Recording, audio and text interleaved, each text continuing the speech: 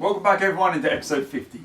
So bit of a delay since the last video because I've had a break while it's been half term and some relatives visiting, but we're back on it. And to recap where we're up to, everything I've done so far has been focused around the front of the engine. You know, we've had the engine out, the cross member out, the steering rack out, the suspension out, the brakes out, and all of that is slowly going back in. I'm at a stage now, I think, that I can switch to the back of the car. And the main reason being because I want to sort out the fueling.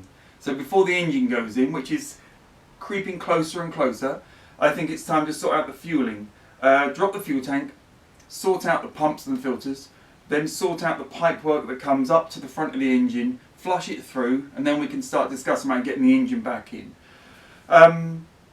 So that's kind of going to be my next focus, and the focus of this video is going to be getting back there and seeing what's going on and trying to get that, maybe getting the fuel tank off. The other thing I want to do back there is the rear brakes. So after a long sort of discussion and thinking about what to do with these two hard brake lines that come up into the brake pressure regulator, I'm going to renew those. I'm going to take those all the way back to the flexible lines, renew the flexible lines, calipers off, rebuild the calipers, and stop there.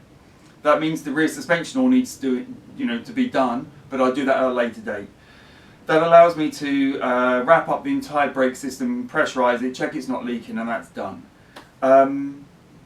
So I can do those two jobs, the fueling and the brakes, while I'm at the back. Then we'll come back to the front and wrap up what I need to do to get the engine back in, which I think is going to pretty much be just sort the electrics, check that I'm getting power where I'm expecting, and then we'll drop the engine back. In the background, I'm slowly going around talking up all the front. I know I said I'd do it probably 2 weeks ago. It's quite hard actually, finding the correct specs and everything. So I'm slowly working my way around. I've done most of the lower part of suspension, so I've done the lower control arm and everything there, the cross member, I've got the calipers all talked up. I'm going to do the top of the struts, which I'm going to do next. I might do that today, and a couple of other bolts. It's getting there slowly, but there's no pressure because I'm going to leave it up on axle stands for the moment anyway. Anyway, enough rambling. As ever, thanks for watching. Please click the subscribe button. We're pushing towards 1,000 subs now, so that's really good. Click the like, leave me comments. I love reading all the comments. And let's just get on with it. So while this is a double garage, I do struggle for space. And I end up stacking things on the back of the car, as you can see. And kind of my journey is do the bit of work and move whatever's in the way out of the way. But either way, we've accumulated a lot of junk on the back of the car, which I now need to remove so we can start working on the car. So I think what I'm going to do for the first part of the morning is pretty much strip everything off the car, rehouse it in the shed and whatever. There's lots of boxes and things. And then we can start getting the back end up in the air and get the wheels off. Okay, so we're ready to lift the back now. The back's not been up for probably a year, something like that. And I'm basically just going to lift it off the cross member at the back.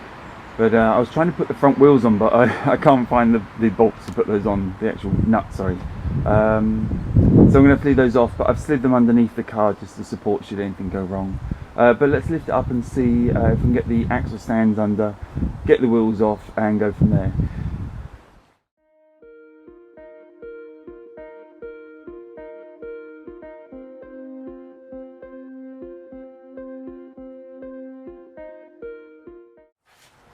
Okay, we're up on the axle stands now.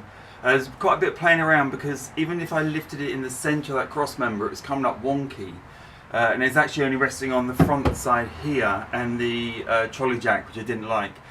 So I've actually taken these two axle stands down a bit, down to the one off the lowest setting, get it square, and I'm just going to sort of check it all over, and then I'll lift it back up and notch them up one ratchet. I hate lifting cars. It's one of my pet hates. And I'm sort of very super careful about it. I keep checking the axle stands to check they're not being pulled over and everything. I've had it once before where on a different car I lifted it up and the axle stand, rather than being a triangle, it was sort of leaning back on one leg at the back. It was really dodgy.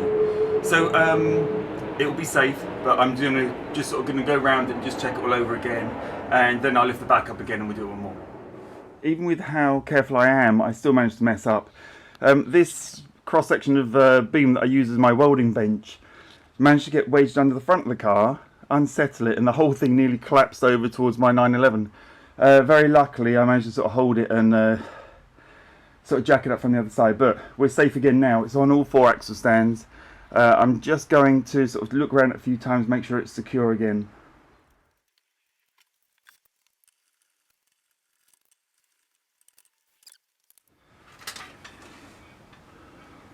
Right, let's try and give you a look in this rear wheel arch. Clearly someone's been in here with the under seal, probably to hide the rust, no doubt. There's the odd fuel pipe that's been, someone's clearly been tried to replace it. Actually, the previous owner said he did. But we'll have to take a proper look at those.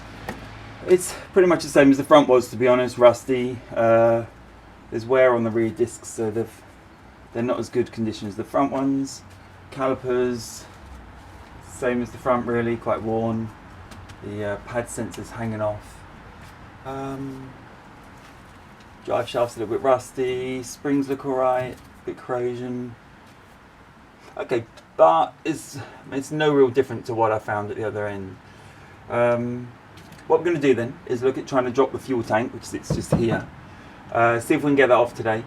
I've noticed that, and I kind of knew this, that the fuel tank didn't have a cradle, so I've already purchased the cradle, but it's held on at the moment by a bit of, I don't know what that is, it's like a metal strap wrapped in a bicycle tube, inner tube, so we won't be using that again. If you remember, probably back in about episode 8 or 9, I managed to buy a tank cradle for, I think I paid about I think it might have been £100 actually. Which is a steal. If you look online, they're all £300 now, and it's actually really good condition. So we'll be fitting that as well. But let's get the tank off first and just sort of see the state it's in. It might be cracked, it might be broken, whatever, and play it by ear, see where we go. Right, so up in the wheel arch, some things in life are just worth watching. You can just see the rubber grommet fall away as I pulled it a little bit. So that definitely will not be used again. That'll go in my that'll go in my rubbish bin. So we're just down to the tank. So what I'm looking for is the securing bolts. There's a nice online tutorial how to take it off, which I looked through last night. I can see a strap there holding it on, and I think there should be one up the top there. Just trying to see, there's a lot of corrosion up there, and I don't know what that is. Dirt or metal, not sure. I think there's a cradle there for the pump and or filter. I need to look up and work out what model I've got here, because some of them have the fuel pump filter attached to the tank, and some have them in the wheel arch, it seems. Some have 2 pumps, some have 1 pump. Mine seems to have, behind the camera there's a filter and a fuel accumulator, and up here is the sort of cradle that I think the fuel pump goes on. But I suspect it should have 1 more pump, and it's either inside the tank or hangs underneath the tank. I think, I'm not 100% sure, but let's get it off and we'll see. I'm not sure, you're going to see a lot of parts on, a lot of sparks here. And I'm pretty sure there's no fuel around, so fingers crossed anyway. The bolt here is just completely seized on, so I'm going to try and just angle grind the head off. Hopefully it will come. It's quite restricted, so I'm going to have to just sort of go a bit gently. It might be that we take some of it off and then I Dremel the rest off, but let's just try and see what goes.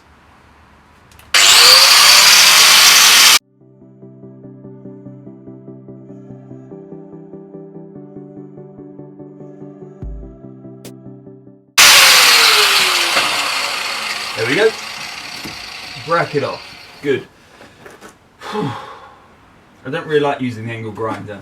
It's a bit aggressive, but sometimes you just can't do anything about it. And there was this bolt that basically that's completely rusted. There's no way I was going to undo that. I couldn't even get on the back end of it. Out of curiosity, I could get a 14mm on it, but I assumed it was 13. Yeah, it was 14mm. Okay, anyway. So that bracket's off now. So I can look at what else is holding it up, which I suspect is only this sort of bicycle tie sling, and hopefully the whole thing will drop away. In the boot, lifting up the fuel tank, I guess it's like a rubber cap. What we need to do is detach it here now. I've already opened this up, so I sort of saw the condition of it. It's pretty rusty, like most things in this car. I'm pretty sure one day I'm going to open something and say, oh, just like new, but it isn't here. What we need to do is get this connector off. Now I note that the wire is already corroded off of one of the terminals, which shows that definitely wasn't going to work. Just trying to lever it a little bit, and I don't really want to break it straight away. Fair bit of corrosion as usual. I'm not exactly sure where it leads up from.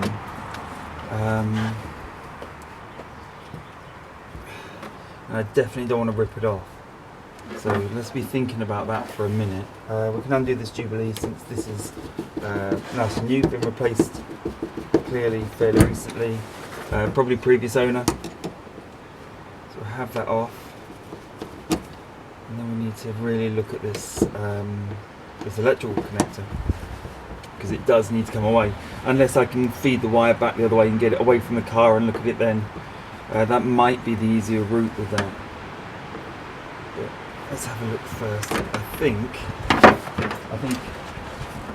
I suspect it's all part of the wiring loom. It's probably from here. Yeah, it's from there. Okay, so let's not do that route. The other route I can do is it's already broken on one of the wires, so I could just cut the other two. In fact, that's that sorted out. They're just corroded anyway, aren't they? You can tell. So we don't need to deal with that anymore. Good. I'll get a pair of pliers and just waggle this off.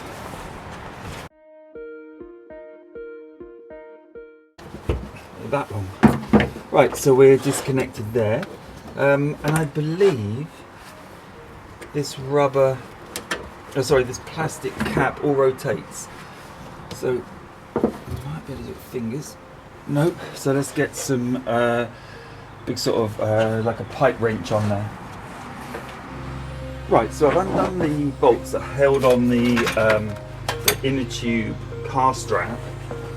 I put the trolley jack underneath it so it doesn't just drop on the floor. And I think it's undone.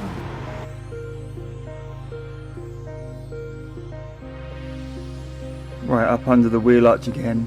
I think there's just this breather hose holding it on. And a bit of rust, and then it should just drop away.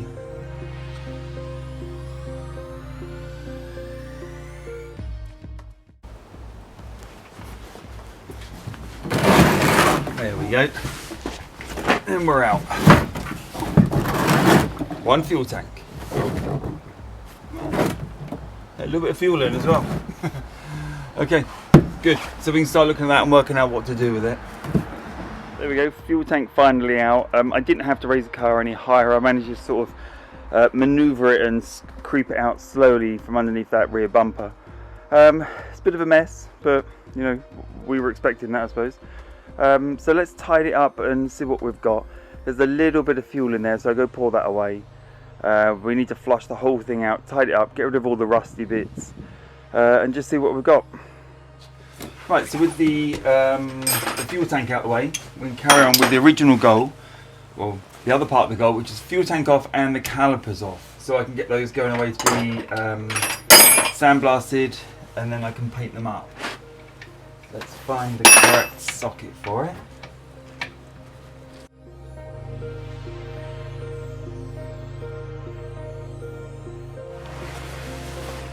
Right, I think the retaining clip, like a spring clip, kind of just pulls. Oh, okay, yeah. I'll forget the long speech about what I think and just pull it out. Probably saying like that.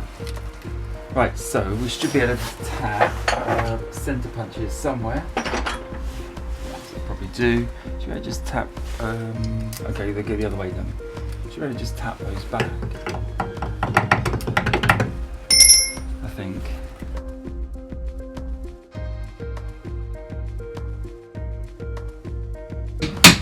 One caliper.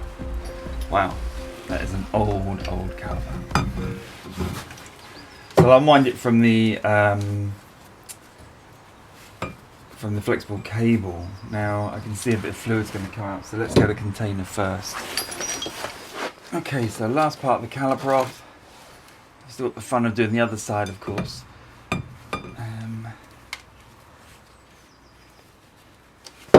There she goes. And little bit of brake fluid. So I'm going to let that just drip out. You can drip on the caliper, it doesn't matter. That's going away to be sandblasted, and then I'll paint it up, put a new piston set in it and everything. That'd be good. All done. And now what I need to do is start working out how to chase this hard line back up to the front of the car, or at the bare minimum assess its quality, what it's like. The front ones are pretty tatty, so I'd assume these are as well, but let's assess it first and see where we go with that. Well, that's all I'm going to get time for this week. I'm quite pleased to have got that fuel tank off, get those calipers off, a little bit touch and go with the putting the car up on axle stands as usual. I really don't like putting things on axle stands. It always feels really dodgy, it feels like it's going to fall over. This one with that lump of, was it like a steel beam I've got under the front, really nearly made it fall over. So that was quite lucky. So I'm going to dismantle those calipers now. I'm going to send them away to be sandblasted, get them back, we'll paint them up, put the rebuild kit on them. They can go back on. I've got the new flexible lines for it. I'll probably next week, this coming week, I'll look at replacing the hard lines that come all the way back up to the front here. That'll be the brake system done. The fuel tank, I need to start disassembling that. Again, that'll probably be in the next video. We start seeing what's inside. I need to work out about the fuel pumps and the filters. So if anyone knows what I should have on my car, mine's a 79 UK car, whether I should have a fuel pump inside, underneath, in the wheel arch, and where should the filters go, please drop me a message so I can work that out. When I look at the parts diagrams, they're always slightly different, and they tend to have the pumps on the like a mounting bracket underneath the fuel tank, but mine doesn't have like a recess in the tank for that, so I'm not sure exactly what to do with that, so any help on that would be appreciated. But enough rambling. As always, I tend to waffle on a little bit. Let's wrap up the video. Thanks for watching, and please click the subscribe button, the like, and etc. And I'll see you next time.